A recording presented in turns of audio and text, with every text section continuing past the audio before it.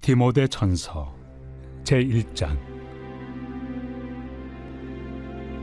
우리 구주 하나님과 우리의 소망이신 그리스도 예수의 명령을 따라 그리스도 예수의 사도된 바울은 믿음 안에서 참 아들 된 디모데에게 편지하노니, 하나님 아버지와 그리스도 예수 우리 주께로부터 은혜와 긍휼과 평강이 내게 있을지어다. 내가 마게도냐로 갈 때 너를 권하여 에베소에 머물라 한 것은 어떤 사람들 명하여 다른 교훈을 가르치지 말며 신화와 끝없는 족보에 몰두하지 말게 하려 함이라. 이런 것은 믿음 안에 있는 하나님의 경륜을 이룸보다 도리어 변론을 내는 것이라. 이 교훈의 목적은 청결한 마음과 선한 양심과 거짓이 없는 믿음에서 나오는 사람이거늘 사람들이 이에서 벗어나 헛된 말에 빠져 율법의 선생이 되려 하나, 자기가 말하는 것이나 자기가 확증하는 것도 깨닫지 못하는도다. 그러나 율법은 사람이 그것을 적법하게만 쓰면 선한 것임을 우리는 아노라. 알 것은 이것이니 율법은 옳은 사람을 위하여 세운 것이 아니요 오직 불법한 자와 복종하지 아니하는 자와 경건하지 아니한 자와 죄인과 거룩하지 아니한 자와 망령된 자와 아버지를 죽이는 자와 어머니를 죽이는 자와 살인하는 자며 음행하는 자와 남색하는 자와 인신매매를 하는 자와 거짓말하는 자와 거짓 맹세하는 자와 기타 바른 교훈을 거스르는 자를 위함이니, 이 교훈은 내게 맡기신 바 복되신 하나님의 영광의 복음을 따름이니라. 자, 오늘 디모데 전서 말씀입니다. 제목을 이렇게 정했어요. 이 교훈의 목적은 사랑이라. 하나님께서 주신 교훈의 목적은 사랑이라는 것을 오늘 말씀 통해서 깨달아기를 원합니다.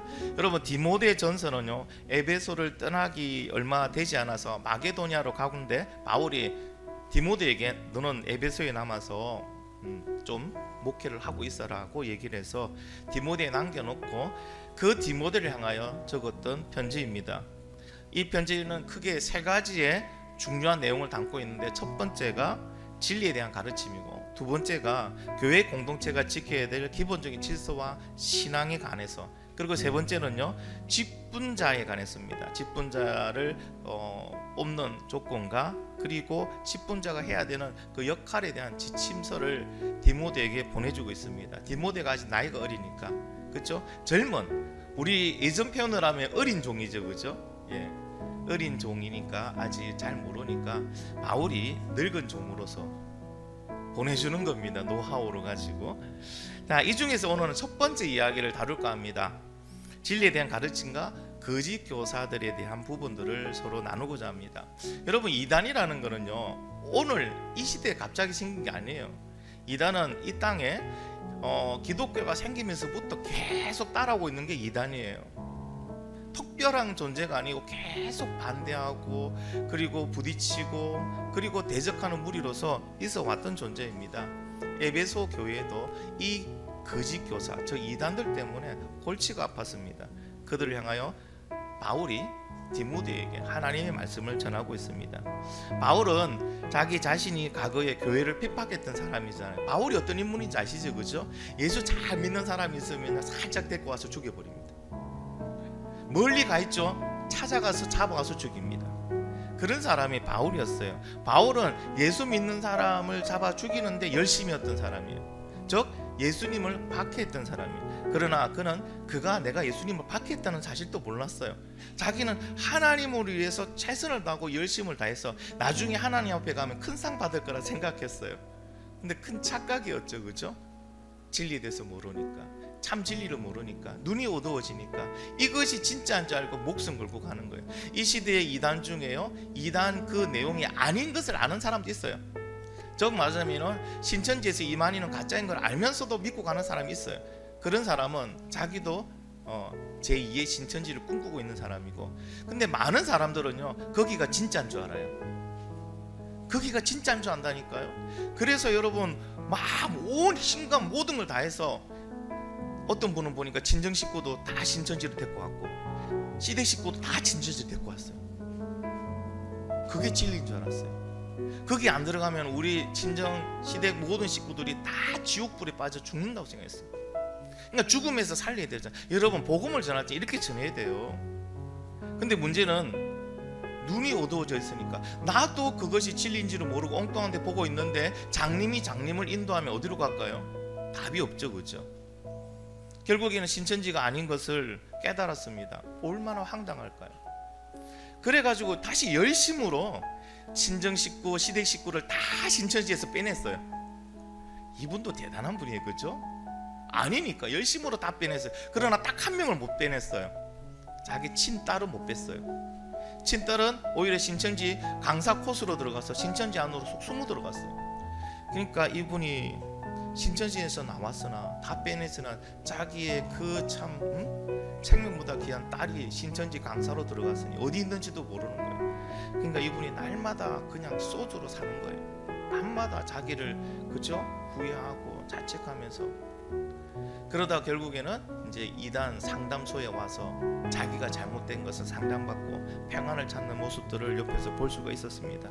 어쨌든 바울은 이렇게 과거에 교회를 핍박했던 그런 인물로서 자기가 했던 것을 회상하면서 자신과 같은 죄인이 하나님의 은혜와 사랑을 입으면은 변화된다는 것을 그렇죠? 확신하고 있는 게 바울입니다.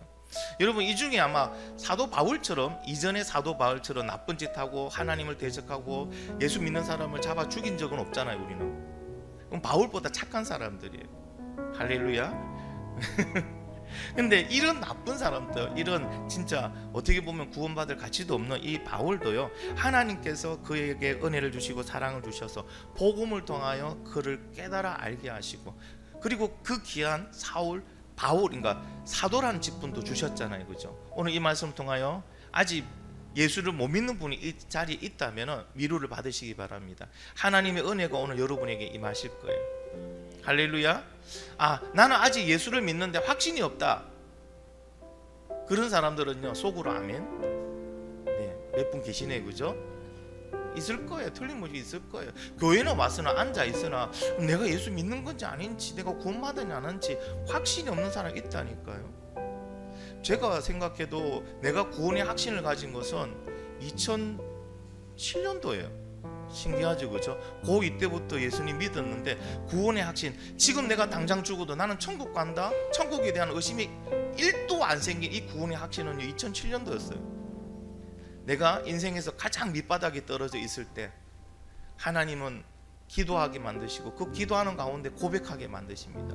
너 안에서부터 내 믿음이 너를 구원했다는 고백을 딱 하고 난 다음부터는 진짜 1도 의심이 안 돼요. 지금 당장 죽으면 오히려 할렐루야입니다. 천국 가니까. 그러니까 이 땅에 그렇게 두려움이 없어요. 솔직히 이 땅에서 조금 불편한 거고 조금 뭐 내가 못 쓰고 있는 거지, 그것 때문에 안타까워하진 않습니다. 그 구원의 확신이 여러분 어떻게 늦게 들었더라고요. 이 중에도 있을 거예요.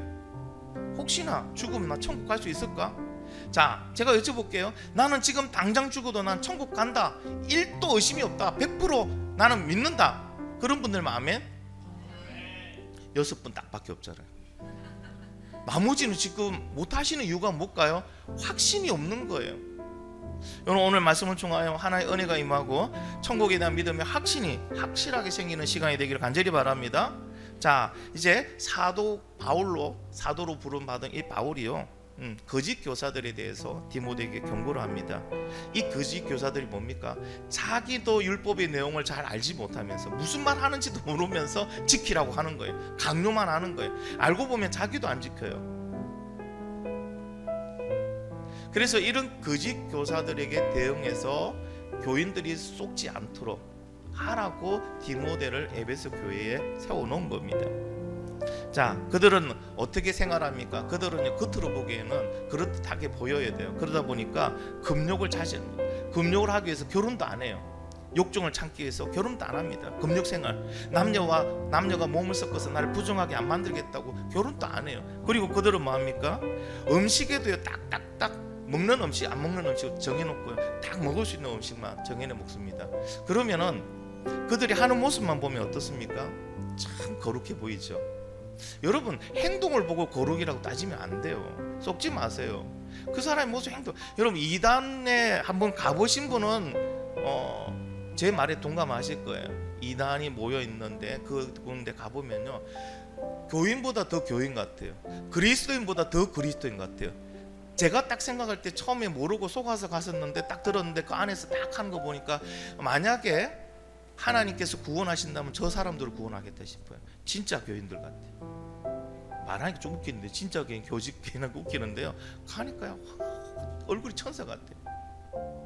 너무 친절하게 대하는 거, 오 사람을 다 있을 때 아는 거예요. 막 어떨 때는요, 내가 부족한 것이 무엇인지 그들이요 물어서 내 부족한 걸 채워주려고 막 노력을 하는 거예요. 그러니 여러분, 얼마나 그들에게 신뢰가 가겠고 마음이 가겠습니까? 근데 겉모습이 그래요. 그 안에는 뭐가 있다고요? 이리가 들어가 있어요. 겉은 양인데 안엔 이리가 있다는 얘기예요.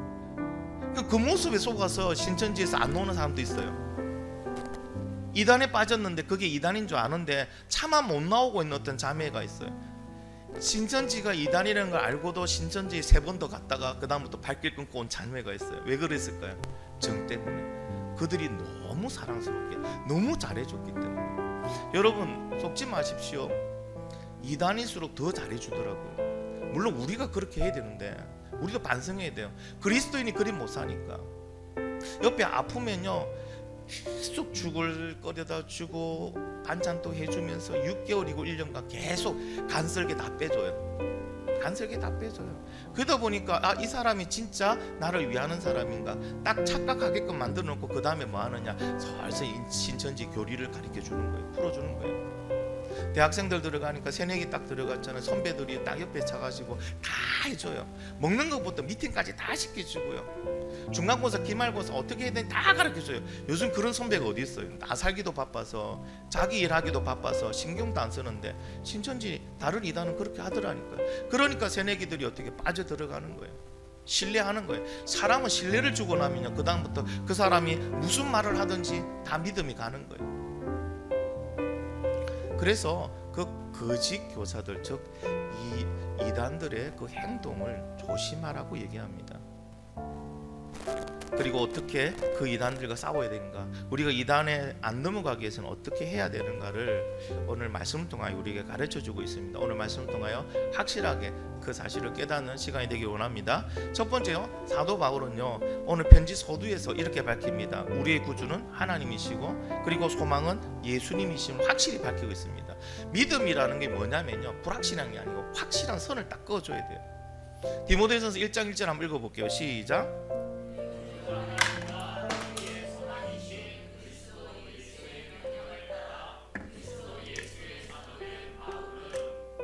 네, 지금 뭐라고 밝힙니까? 아예 서두에 밝힙니다. 소망은 누구라고요? 예수 그리스도. 구주는 누구라고요?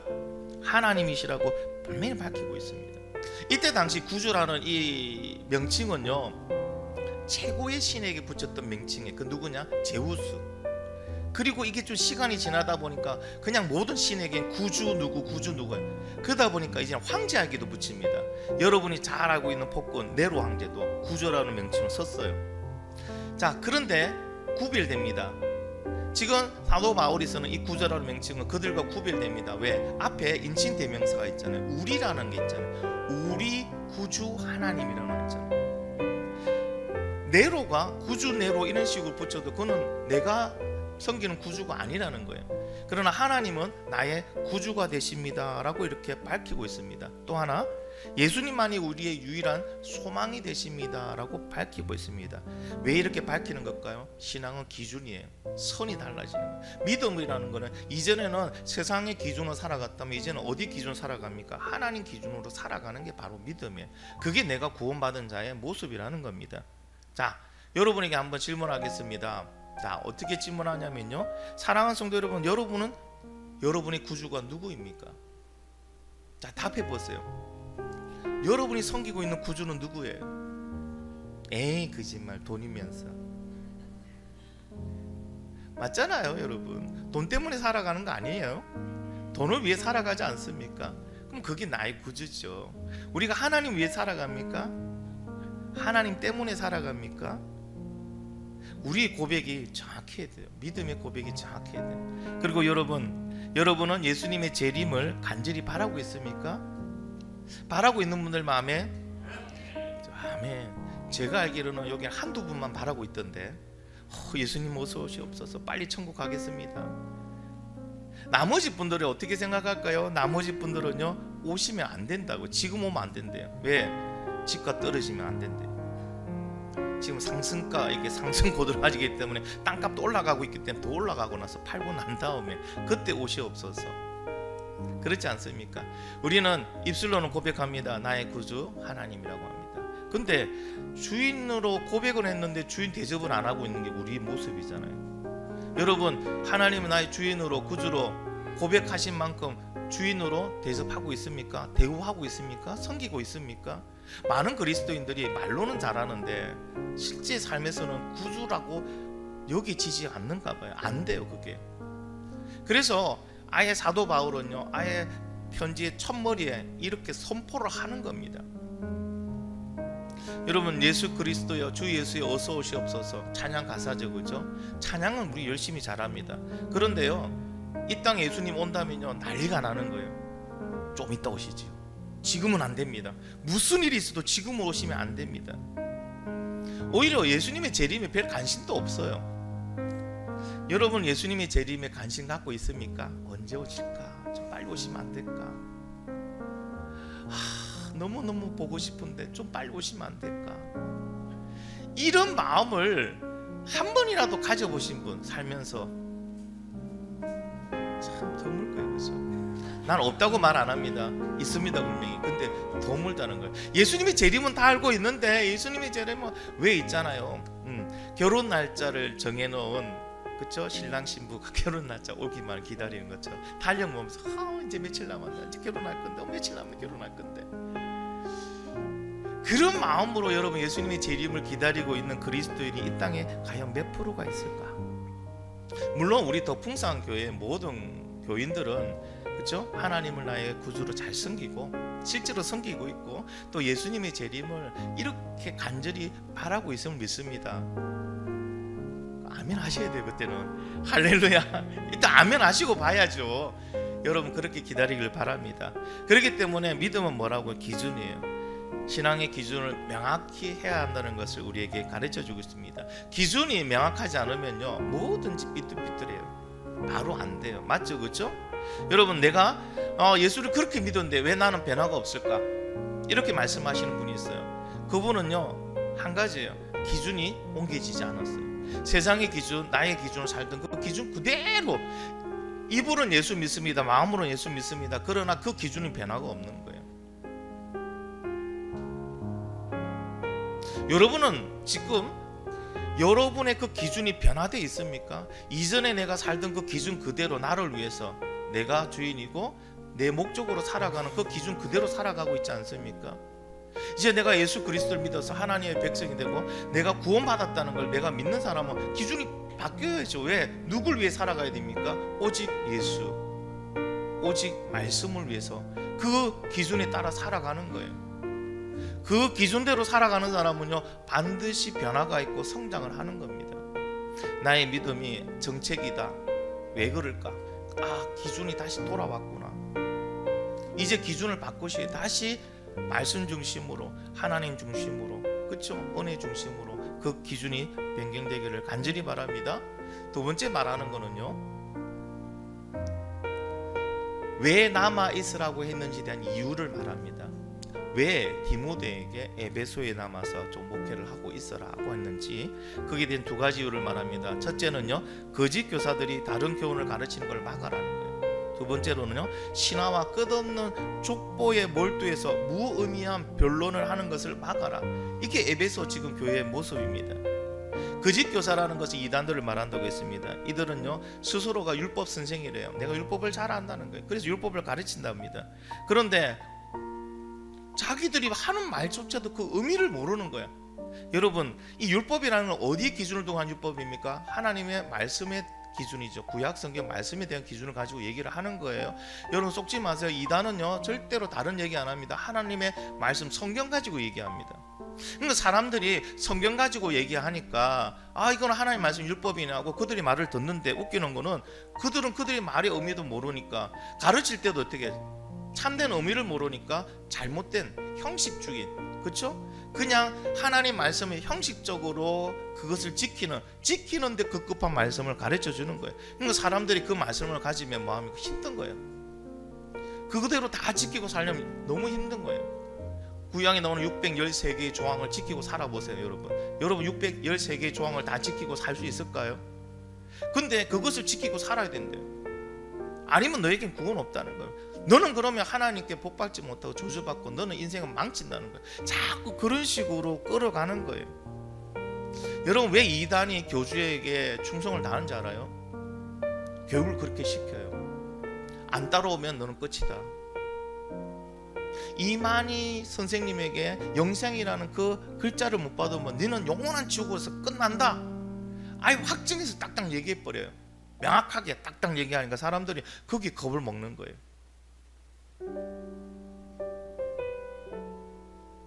그래서 그들이 하는 말을 따라가는데, 그들이 하는 말을 따라가면은 따라가는 그 자체가 망하는 거예요. 특별히 이 시대는요, 이렇게 유혹하고 미혹하는 사람들이 되게 많습니다. 재밌는 사실은 제가 속아서 갔던 곳은요, 거기에 그때 한번 갔던 데가 성경 세미나를 하는 곳이에요. 근데 재밌는 게 그건 교회에서 했어요. 근데 그 교회를 제가 아는 교회예요. 고신교단의 정식 교회였어요, 그 교회가. 근데 그 안에 어떤 일이 있는지를 우리 모르잖아요, 그렇죠? 이 신천지가 들어와가지고 반이나 차지하고 있으니까 반대 세력을 다 몰아내고, 거기에 있던 목사님도 몰아내고, 그들이 그 교회를 장악했는지를 몰랐죠. 그 상태에서 신천지끼리 모여가지고 이제 작당 모의를 한 거예요. 우리를 유혹하기 위해서 와라, 교회에서 한다. 그러니까 여러분, 마음을 놓고 교회에서 하니까 하나님 말씀인 줄 알고 다 마음을 열어놓고 듣는 거 아니에요, 그죠? 누가 의심하고 들을 거예요? 교회에서 말하고 있는데, 목사라는 분이 서서 얘기를 하는데. 그런데 얘기하는 그 모든 게 근거는 성경에서 하고 있는데, 근데 재밌는 건요, 성경에서 얘기하지만 그 성경에 맞는 얘기가 아니에요. 혹시나 여러분이 이단에서 뭔가 조금이라도 들었다면 다 필요 없어, 다 버려야 됩니다. 맞는 얘기 하나도 없습니다. 나중에 제가 개종 교육을 하는데 옆에 같이 있으면서 들었는데, 신천지에서 가르치는 모든 1에서 100이 다 거짓말이고 다 틀린 거였어요. 맞는 게 하나도 없었어요.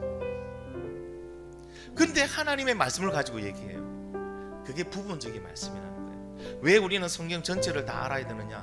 성경 전체에서 이 절이 말하고 있는, 이 절이 의미하고 있는 걸 깨달아 알아야 되는데, 그걸 모르면요, 그냥 절만 가지고 얘기하면요, 사람을 죽일 수도 있다니까요. 우리 집사님 재산을 다 교회에 바치게 할 수 있다니까요. 하나님 말씀만 가지고. 그럼 하나님 말씀과 얘기하면 집사님 안 따를 거예요, 따를 거예요? 믿음 있으니까 따르죠, 그죠? 그때는요, 용기를 내서 따릅니다. 용기를 내서 따릅니다. 내가 이는 주님께 다 드리는 것이 주님의 영광이고 나의 영생을 위해서 필요한 다 드리겠습니다. 드린다니까요.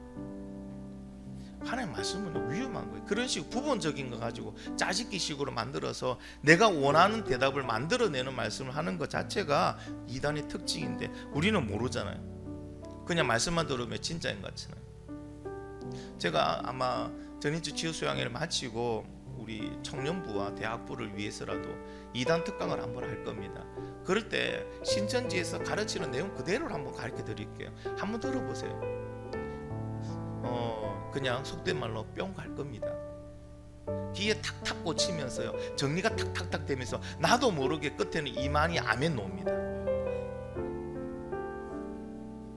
제가 다른 데 가서 이단 특강을 하고 난 다음에 제가 말했거든, 분명히 신천지에서 가르치는 방식으로 제가 말씀을 드리겠습니다 하고 막 했는데, 마지막에 뭐 놓은지 아십니까?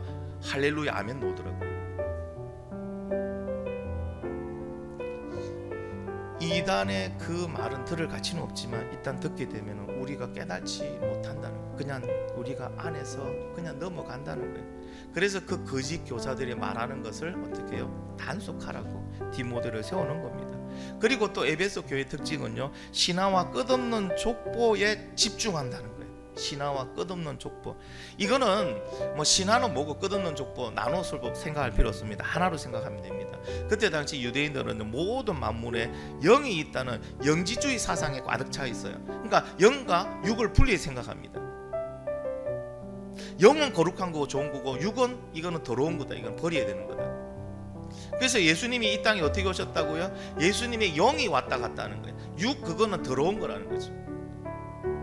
이것이 나중에 이런 사상이 어떻게 되냐면 이단에 들어가서 어떻게 됩니까? 예수님이 영이 나한테 왔다, 그래서 내가 재림 예수다, 이렇게 얘기하는 거예요. 자, 그들은 이런 영지주의 사상에 빠져 있었고, 또 이들이 뭐냐면요, 우리 한국처럼요, 옛날 우리 선비 사대주의 이런 거 가문을 참 중요시했잖아요. 이들도 가문을 중요시하는데, 근데 이 가문을 족보를 만들어내요. 어떻게 만들어내느냐? 하나님과 인간 사이에는 끝없는 족보가 있다. 단지 기록이 안 됐을 뿐이지 안에 끝없는 족보가 있는데, 그 족보 속에 자기 이름들을 집어넣기 시작하는 거예요. 내 할아버지부터 쭉 집어여가지고 하나의 족보를 거짓으로 만들어서 만다고, 우리는 이런 대제사장의 족보다, 우리는 이런 계통의 족보이다 라고 말하면서 서로 자랑하는 것을 즐겨하는 거예요. 그리고 서로 대립하는 거예요. 야, 그게 맞냐? 니는 맞냐? 근거 대봐라. 니도 대봐라. 이러면서 변론하는 거예요. 그러니까 교회가 잠잠할 날이 없어요. 맨날 그런 거. 여러분, 그게 무슨 소용이 있습니까? 내 족보가 어떻다고 내 믿음이 달라져요? 하나님께 더 많은 우리 족보 때문에 내가 천국 가는 겁니까? 그것 때문에 하나님께 더 큰 복을 받습니까? 족보 이야기는 아무런 내한테 덕이 될 게 없는데도 불구하고 그들은 이런 쓸데없는데 그들의 에너지를 집중하고 있더라는 거예요. 교회도 그런 거 보면 참 많이 있어요. 교회에서 우리가 해야 될 거는 진리는 말씀 딱 하나밖에 없는데, 교회에서 뭐 때문에 분쟁하고 뭐 때문에 서로 막 싸우고 하신 줄 압니까? 어느 교회 가면은 교회 내에 무슨 색깔 칠할까 그거 가지고 하다가 서로 싸워서 갈라지는 교회도 있어요. 어느 쪽은 우리 고전이다, 우리는 클래식하게 가자, 하얀색이다, 아니다, 그래도 좀 화사한 색으로 가자, 다른 색을 넣자. 그리고 서로 싸우는 거예요. 이건 진리가 아니에요, 그죠? 하나님의 계획을 이루는데 도움이 될 것도 하나도 없어. 오히려 하나님 계획을 이루는데 방해되는 거예요. 요즘 교회가 이렇게 찢어지고 싸우고 서로 분쟁하는 그 이유 중에 하나가 뭡니까? 물질 때문에 그렇잖아요. 여러분, 물질이 교회의 진리는 아니죠, 그죠? 맞잖아요, 그죠? 교회의 진리는 뭡니까? 그렇죠? 말씀인데, 그 말씀은 무엇을 우리에게 가르쳐 줍니까? 우리에게 무엇을 가르쳐 주나요? 에베소 교회는요, 그런 비진리 때문에 날마다 에너지를 소비하고 싸우고, 그러다 보니까 진작 중요한 진리에 대해서는 배우지를 못해요. 진리가 뭔지도 몰라요. 이제 우리 지금 현대 교회에서도 보면 교회가 시끄러운 데는 가면요, 예배가 제대로 안 돼요. 교육이 제대로 안 돼요. 그러니까 예배 드리러 와가지고 늘 싸우는 거 보고 가는 거예요. 그분들의 믿음은 어떨까요? 건강할까요? 아니죠. 그러면 우리가 알아야 될 진리는 뭘까? 여러분, 진리는 뭐라고 생각합니까? 아니, 틀려도 괜찮아요. 틀리면 제가 벌금만 받을 거니까 말씀만 하시면 됩니다. 진리는 예수님만 아는 거, 또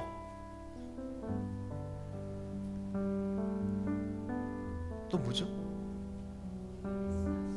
말씀. 그 말씀을 우리가 딱 압축하면은요, 한 단어로 딱 만들어 놓은데 그게 뭘까요? 예수 그리스도. 그렇죠? 예수 그리스도인데 여러분, 그렇죠? 딱 한 단어가 놓으면 사랑이에요. 사랑이에요. 그래서 성경은요, 하나님의 사랑 이야기입니다. 한번 볼까요? 하나님이 창조주로서 피조물인 사람을 만드시고 너무 사랑하셨어요. 근데 그들이 죄를 지었습니다. 하나님과 분리가 됐습니다. 그들을 보고 마음 아프십니다. 그들을 어떻게 구원할까? 하나님께서는 그 생각을 가지시고 결국에는 그 사랑이 뭘 만들어냈다고요? 예수님, 하나밖에 없는 그 아들 예수를 이 땅에 보내시고 십자가 죽음으로 세우시고 죄인 우리를 구원하시는, 이게 하나님의 사랑 이야기가 성경 이야기입니다. 여러분, 집에서 사랑 못 받고 엄마 아빠한테도 사랑 못 받았다면 이제 하나님께로 오시면 됩니다. 하나님의 사랑은요, 우리 인간이 줄 수 있는 사랑의 범위를 넘어선 사랑이에요. 얼마나 크신 사랑입니까? 자기 하나밖에 없는 창조주입니다. 인간이 아닌 창조주 신이 자기 하나밖에 없는 그 아들 독생자 예수 그리스도를 주고 마땅한, 아니 구원받을 만한 가치가 없는 나를 위해서 십자가에 나의 죄 때문에 내어주셨어요. 죽게 하셨어요. 그리고 나를 구원하셨어요. 여러분 중에는 물어볼게요. 나는 구원받을 만한 그런 가치가 있는 사람입니까? 여러분 스스로 한번 답해 보세요. 여러분은 그런 특별한 가치가 있어서 구원받기에 합당한 사람입니까? 아니잖아요. 저는 아니라고 봅니다. 저는 구원받을 만한 가치가 없어요. 한 번씩 저는 의문을 가집니다. 하나님, 이 세상에 저보다 뛰어나고 더 착하고 더 좋은 일하는 사람 많고 더 능력이 뛰어난 사람 많은데 그 사람은 구원해서 쓰시지 왜 나 같은 놈을 쓰십니까? 비전도 별로 없었어요. 능력도 별로 없어요. 그런다 그렇게 착하긴 하나? 근데 왜 하나님 나를 구원하셨어요? 물어보면 하나님 이렇게 말해요. 사랑한대. 그냥 사랑하기 때문에 그랬대요. 사랑하기 때문에. 여러분, 하나님을 더 많이 사랑하는 저와 여러분이 되기를 간절히 바랍니다. 그 하나님의 사랑은요, 지금도 아직 예수 믿지 못하고 있는 죄인들을 향하여 그 죄인들이 예수님 믿고 구원받기를 원하고 계십니다. 베드로후서 3장 9절 말씀 한번 읽어볼까요? 시작.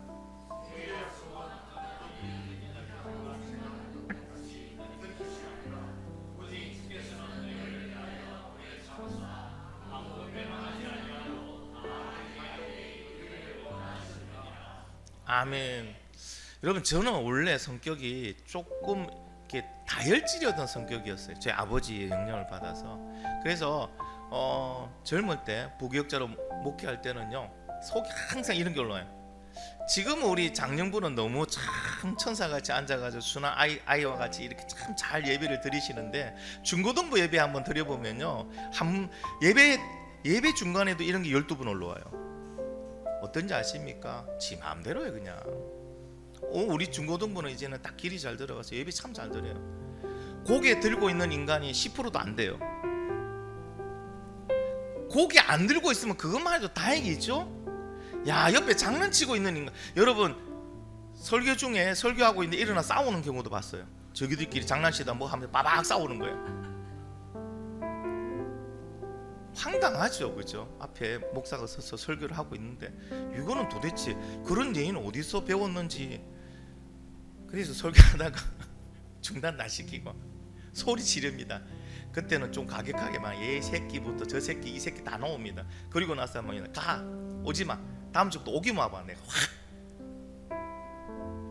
얼마나 쓰겠다면 오지마. 속으로는 그래도 와라 이러고 있지만은 오지 마라 합니다. 아주 성질 났습니다. 다 막 탭 챙기지고. 그건 또 낫죠. 양육하는데요, 와, 여러분, 중등부 애들한테 갈굼을 당하는 거 한번 느껴보셨어요? 또 목사인데 일반 성도들한테도 그런 걸 안 당해봤는데 중등부 애들이 갈봐요. 이 갈른다는 건요, 사람 기분 진짜 더럽습니다. 시시 쪼개면서 와서 시시 걸어요. 시비도 걸고요. 내가 한 말은 전혀 귀도 안 들어요. 속에서 이런 게 올라와요. 그러면 딱 그렇게 나와요. 아, 결단을 해야 되겠다. 사표 딱 집어넣고 하는 거예요. 이 새끼들을 보내지 않으면 내가 그만두리라. 근데 하나님 마음속에 이런 거 돼요. 그때마다 하나님 마음속에 딱 내 마음을 어떻게 잡느냐. 야, 그래도 내가 사랑하는 새끼들이다. 네 손대지 마. 너는 손대면 안 돼. 내 새끼들이 내가 손댄 거래. 그게 몇 번 있었어요. 그게 하나님께서 그런 마음을 주니까 내가 어떻게 할 수는 없잖아요. 그래서 어떻게 합니까? 예, 알겠습니다. 아버지 새끼니까 아버지가 알아서 하겠어. 그냥 내 마음을 누르는 거야. 성이 나오고 이것들을 다 그냥 막 진짜 심판을 해서 결판을 내고 싶은데도 그냥 놔두는 거예요. 아버지 새끼래요. 귀한 새끼래요. 내 새끼래요. 졸고 있지만 내 새끼래요. 싸우고 있는 놈이 내 새끼래요. 술 담배 하지만 내 새끼래요. 장난치고 놀고 있지만 내 새끼래요. 그게. 그러면서 하나님 주시더라고요. 마음을 주시더라고요. 니는 저보다 더 했다. 예수 믿기 전에 니는 저보다 더 했다. 가만히 보니까 나는 더 했더라고요. 나는 더 했더라고요. 그러니까 하나님이 그 사랑이 느껴지니까요. 사랑을 알게 되니까 더 이상 애들한테 말을 못해. 지금은요 중고등부 오더라도요 웬만하면요 저성 못 냅니다. 안 냅니다. 왜? 하나님 사랑을 아니까. 하나님이 알아서 하실 거니까. 여러분 진짜 여러분 우리 도풍산교회 와서 예배드리고 오늘 말씀 듣는 우리 중고등부 여러분 진짜 여러분 복 받은 거예요. 하나님이 그만큼 사랑한대요. 그냥 하나님께 맡기세요. 그냥 하나님 믿으면 돼요. 하나님 의지하면 돼요. 하나님께 기도하면 돼요. 하나님이 여러분을 향하여 말합니다. 너는 내 새끼다. 사랑하는 성도 여러분, 하나님의 그 사랑 우리가 감히 상상할 수 없는 사랑이에요. 그러니까 하나님께 맡기시기 바랍니다. 사도 바울이 왜 이단의 이 가르침을 경계하라고 말했느냐? 그 목적은 바로 이 복음의 진리 사랑을 지키라는 거예요. 사랑 때문에 그래요. 지금 이 하나님의 사랑을 받고 사랑하기도 바쁜 이 시간에 너희가 신화와 족보 이야기로 쓸데없는 시간을 보내지 말고 비진리에 힘을 투자하지 말고 무슨 말하는지도 모르는 그 율법의 내용 때문에 율법을 지키겠다고 허덕대지 말고 복음인 그 사랑, 그 진리인 사랑을 가지고 그 사랑을 깨닫고 사랑하며 살아가라고 말하고 있는 겁니다. 지금 이 말씀은요 오늘 이 시대에 우리에게도 말해주고 있는 거예요. 여러분 우리에게는 하나님의 사랑이 있습니까? 우리는 그 사랑으로 뭐 해야 됩니까? 내 이웃을 사랑해야 되는데 내 이웃을 사랑할 만한 하나님의 사랑이 내 안에 없어. 내가 그 하나님을 그렇게 사랑해야 되는데 그 사랑으로 네 이웃을 사랑하려 되는데 여러분 하나님 말씀이 하나님 사랑하는 거 빼보고 알아서 네 이웃을 먼저 사랑하려 없잖아요. 우리 말씀 한번 같이 생각해 볼까요? 내 마음을 다하고 내 목숨을 다하고 힘을 다하고 뜻을 다하여 주 너희 하나님을 사랑하라. 이와 같이 내 이웃을 내 몸과 같이 사랑하라. 그러니까 복음의 핵심은 사랑이잖아요. 하나님 우리 사랑해서 우리 구원해 주신 거고 예수님도 우리 사랑해서 우리 대신 죽어 주신 거고. 근데 우리에게 진작 중요한 복음의 진리 사랑이 없더라. 에베소가 뭐가 없다고? 사랑이 없더라는 거예요. 그러면서 바울이 얘기합니다. 이 사랑에는 세 가지의 근원이 있다. 사랑의 근원에 대해서 세 가지를 얘기합니다. 첫 번째는요 정결한 마음에서 나오는 사랑이다. 정결한 마음에서 나오는 사랑이다. 여러분 마음이라는 단어는 성경에 많이 나오고 있습니다. 아주 중요한 곳에 나오고 있습니다. 잠언에 한번 읽어볼까요? 시작.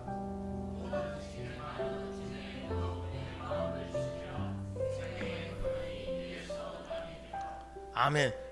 이 마음이라는 것은 생명의 근원이에요. 생명의 근원. 이 마음은요 인간의 지정의가 머무는 그 마음, 우리 속 깊은 장소를 말합니다. 여기에서 잘못되면 우리는 잘못된 길로 갈 수밖에 없어요. 여기에서 우리가 흔들리면 우리 전체는 흔들릴 수밖에 없다는 겁니다. 그러니까 생명의 근원이 것은 온다. 이 마음 한번 잘못 먹으면 어떻게 해요? 사람 인생 망치는 거죠. 딱 한 번만 했던 것 때문에 망치는 거예요. 딱 한 번만 죄짓고 딱 한 번만 눈 감고 딱 한 번만 보증 써주고 이런 거 한 번 딱 하다가 어떻게 돼요? 망치는 거예요. 그래서 하나님은요 내 마음을 지키라고 말합니다. 근데 어떤 마음입니까? 여기서 말하는 정결하다는 것은요 죄악으로부터 벗어난 완전한 상태의 마음을 말하는 거예요. 정결하다는 것은 죄악에서부터 벗어났다 하는 그런 의미를 가지고 있습니다. 그러니까 죄악에서 벗어난 그 마음에서 나오는 사랑이 바로 그리스도의 사랑이다. 그 그리스도의 사랑을 네가 간직하고 가르쳐라고 얘기합니다. 두 번째는요 어디에서 나오는 사랑입니까? 선한 양심에서 나오는 사랑입니다. 여러분 양심은 어디에 있죠?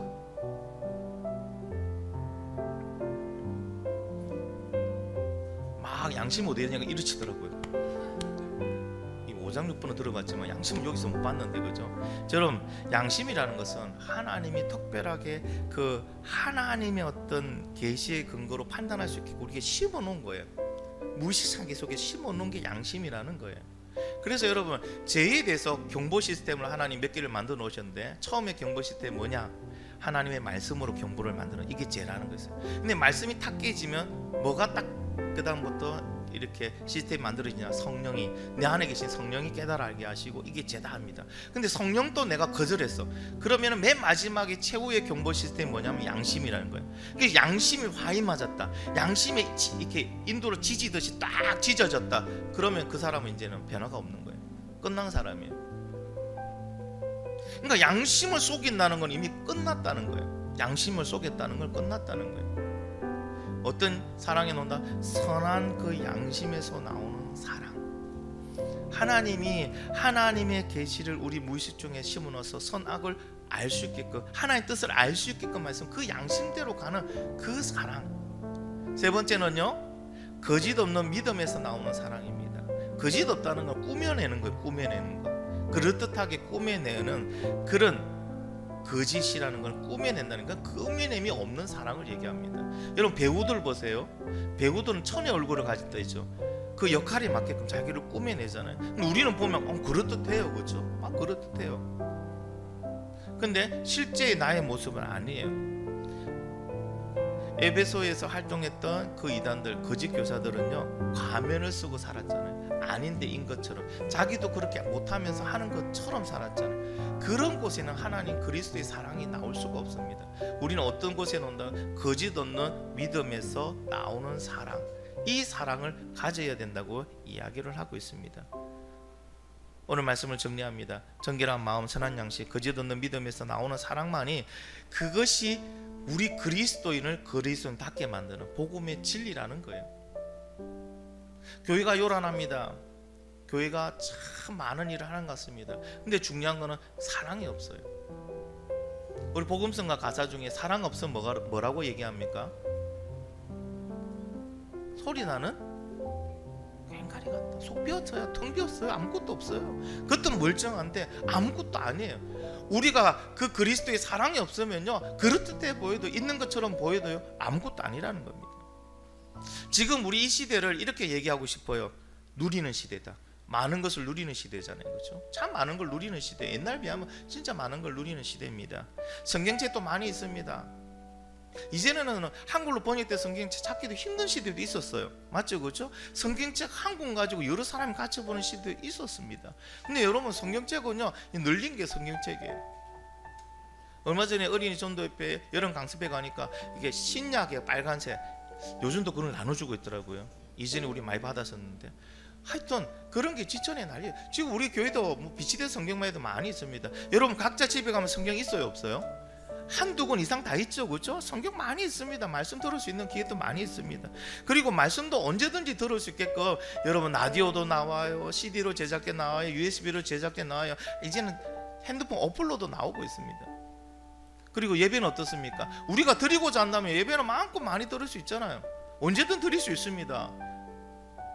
그런데 이런 말씀의 풍요의 세대를 살고 있는데, 누리는 세대를 살고 있는데도 불구하고요, 마음은 계속 빈곤해지는 이유가 뭘까요? 우리 마음은 왜 안 채워지고 계속 가난해지고 빈곤해질까요? 세계에서 우리나라를 바라보면요, 경제의 기적을 이룬 나라래요. 그럴 수밖에 없죠. 세계에서 두 번째로 못 살던 우리나라가 불과 70년 만에 지금 선진국이 됐어요. 이런 역사를 찾아볼 수 없다고 합니다. 우리나라밖에 없대요. 근데 이것을 정확하게 말하면요, 하나님의 은혜로 주신 기적이죠. 열심히 안 사는 나라가 어디 있습니까? 최선을 다 안 하는 나라가 어디 있습니까? 그거 안다고 이렇게 결과를 내는다고 보장할 수는 없습니다. 이 결과가 만들어진 것은 결국 하나님의 은혜 때문입니다. 하나님의 은혜로 교회는 부흥했습니다. 기독교 수는 증가했어요. 교회 건물은 날이 갈수록 높아졌고 넓어졌습니다.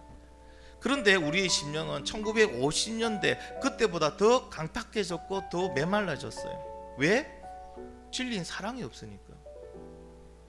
사랑이 없으니까. 여러분, 아무리 풍요롭고 요거 옥토박과 같은 그런 땅이 있어도요, 비를 3개월만 안 와봐요. 비가. 땅이 어떻게 됩니까? 갈라지기 시작하죠. 그게 6개월 1년 되면요, 사막이 돼요. 즉 우리 심령 어떠냐는 거죠. 우리 심령 어떠냐. 그리스도의 사랑으로 풍성해야 되는데 그게 사라지고 나니까 그냥 짜증도 나는 거예요. 불평도 나오는 거예요. 그냥 황폐해져 가는 거예요. 지금 우리의 심령은요, 그냥 사막이 되기 일보 직전이라 보시면 될 것 같아요. 일보 직전. 어디가 그렇다고요? 에베소 교회가 그래요. 진리 아닌 곳에 가서 힘쓰고 다른 말도 안 되는, 의미도 모르는 그 얘기를 듣고 배우고 지식만 늘어나는 거죠. 진짜 중요한 하나님의 사랑은 못 채우는 거예요. 그 사랑을 채워서 사랑해야 되는데 사랑하지 않고 교회 가면 치지고 볶고 싸우는 거예요. 비진리를 가지고 서로가 옳다고 주장하는 거예요. 그러면서 교회는 쪼개지고 우리도 쪼개지고 심령도 쪼개지는 겁니다. 오늘 하나님께서는 말씀을 통해서 우리에게 한 가지를 얘기합니다. 너에게는 그 사랑이 있느냐? 사랑이 있느냐? 그리고 그 사랑으로 지금 네 눈에 보이는 좌우 옆에 보이는 네 이웃을 사랑하고 있느냐? 여러분, 기독교에서 그 사랑이 없으면은 그게 무슨 기독교예요? 맞잖아요. 근데 교회가 왜 욕을 들어먹습니까? 사랑이 없기 때문입니다. 여러분, 우리가 못 살 때 1950년 전쟁 이후에 막 기독교 부흥할 때는 교회가 엄청 칭찬 들었어요. 목사님 어디 가도 상석에 앉혔습니다. 기약이 됐습니다. 왜 그랬을까요? 유일하게 나눠주는 데는 교회였어요. 힘들어도 나눠줬어요. 이웃에 대해서 관심을 가졌어요. 같이 기도해 줬어요. 그러면서 전도되었어요. 근데 우리는 지금 내 이웃에 대한 관심 있나요? 아유, 나만 살기 바빠요. 내 이웃이 죽든 말든 신경도 안 써요. 나라에 대한 관심 있나요? 아니요. 욕하기 바빠요. 우리 성도에 대한, 여러분 옆에 보시는 성도들 무엇으로 힘들어가고 있는지, 기도 제목이 뭔지, 그들에게 필요한 게 뭔지 여러분 알고 계신가요?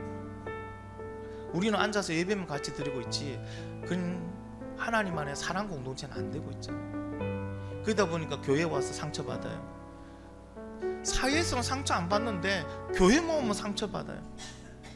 교회 오기 싫어해요. 교회 오는 것 자체 두려워해요. 교회 오더라도 교제를 안 하려고 그래요. 에베소 교회의 모습이 현재 우리의 모습이 아닌가. 오늘 말씀을 통하여 점검해 보기를 간절히 소망합니다. 여러분, 사랑 없으면요 무슨 능력 있고 뭔가 해도 아무것도 안 해요. 소리만 요란한 갱갈이에요. 천사의 말을 한다 하더라도요, 여러분 어떤 능력을 베푼다 하더라도 사랑이 바탕이 돼서 우리가 섬기고 베풀고 능력 행하고 말씀 주고 헌신해야지, 사랑이 없는데 하는 게 그게 바로 뭐라고요? 형식주의라는 거예요. 오늘 말씀 속에서 여러분 하나님의 사랑이 여러분에게 임하기를 간절히 소망합니다. 그 사랑이 여러분 안에 가득 채우시고 그 사랑을 가지고 당장 내 옆에, 내 가까운 옆에 있는 내 이웃부터 사랑을 나눠주시기를 소망합니다. 그들도 아파요. 특별히 예수 안 믿는 내 이웃은요 더 아플 거 아니에요. 그들은 예수가 없으니까 소망이 없잖아요. 예수 그리스도가 나의 소망인데 소망이 없잖아요. 소망이 없는데 길도 모르면서 그냥 살아가는 그 사람들 얼마나 황당하겠습니까? 우리 그들에게 예수 그리스도의 그 사랑을 나눠줄 수 있는 그 사랑을 가진 그런 주님의 자녀가 되기를 예수님의 이름으로 축원합니다. 우리 같이 한번 오늘 말씀 붙들고 기도하겠습니다.